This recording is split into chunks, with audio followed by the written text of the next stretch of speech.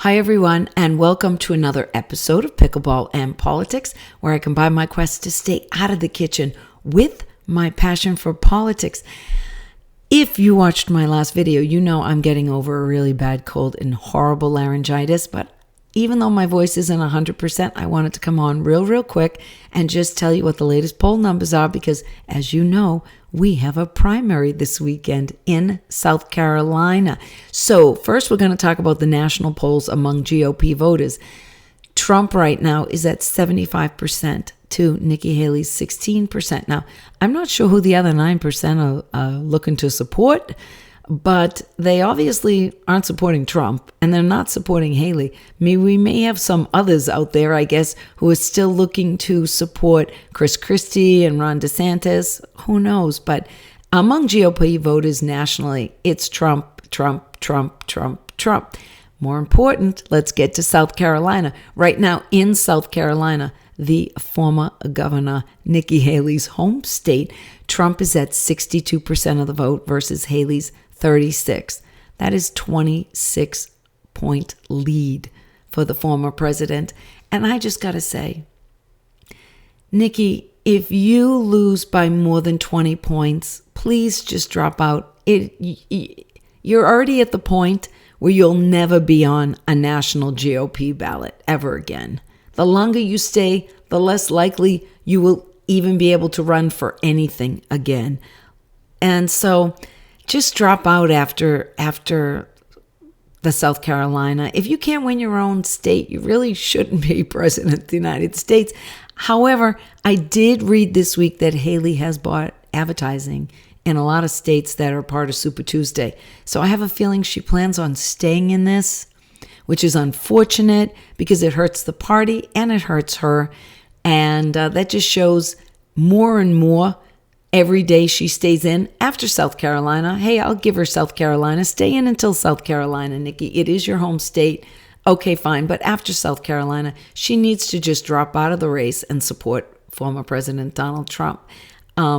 If she doesn't, it will just show that she is a deep state candidate if she keeps on getting a lot of money and is able to continue her campaign. Okay, now, besides that, let's look at the Battleground States. And right now, and nationally, Trump is at 46 points to Biden's 44. So he's got a 2-point lead right there nationally. However, you know, it's an electoral college. That's where things get interesting. So I wanted to look at some of the Battleground States. Right now, Trump is ahead in Georgia by 6 points. He's ahead in Wisconsin by 1 point. He's ahead in Arizona by 4.7. He's ahead in Nevada by 8. That is huge.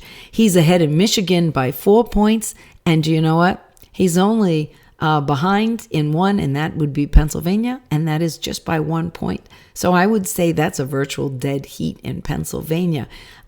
More importantly is, again, this week, Biden's approval ratings, they crept up just a little bit. They were in the 30s last time we talked. Biden right now is at 40% approval, 56 disapprove. I'm surprised it's not higher of how many disapprove, but I think our real number is in the direction of the country. And right now, only 24% of people think we were headed in the right direction, and 66, that number keeps on growing, believe we are on the wrong track. And that is less about our leader and more about all of these other problems we have going on in this country, from the fentanyl crisis to the crime that is skyrocketing in the inner cities and even in the suburban and rural areas, to the open border, inflation, the social issues we have going on in this country. There are so many things that contribute to that wrong direction.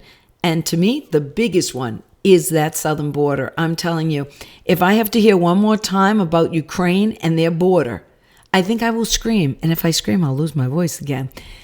But any United States representative or senator who is more concerned about getting money to Ukraine than they are about securing our southern border, they shouldn't even be a United States representative in any way, shape, or form.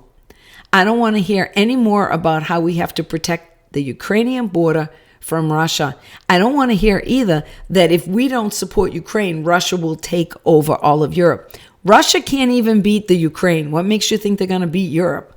This is not the Russia of the 1970s and 80s. Let me tell you, they can't beat this little sliver of Ukraine. There's no way they're taking over Europe. So please, secure our southern border.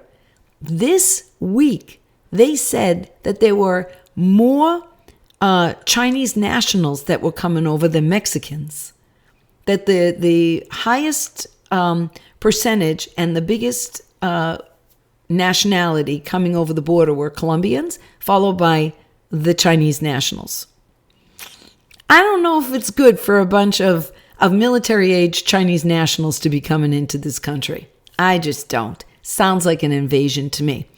And that's why I think this country is headed in the wrong direction. Okay, I talked longer than I wanted to. I'm supposed to be preserving my voice, and I'm starting to get a little excited. So I'm going to stop here. You know where to reach me. You can reach me on Getter or Instagram at Pickleball and Politics. You can go to my ex, which is Pickle and Paul. You can go to my website, Pickleball and Politics, or you can reach me right here on my YouTube channel. Leave me a comment, subscribe, talk to me. I talk back. You talk to me again. I talk back. I got all kinds of hints this week of how to improve my voice, and they helped. So I appreciate that. Anyways, I will see you again soon on Pickleball and Politics, and it should be interesting to see how bad Nikki Haley loses in South Carolina this week. Bye now.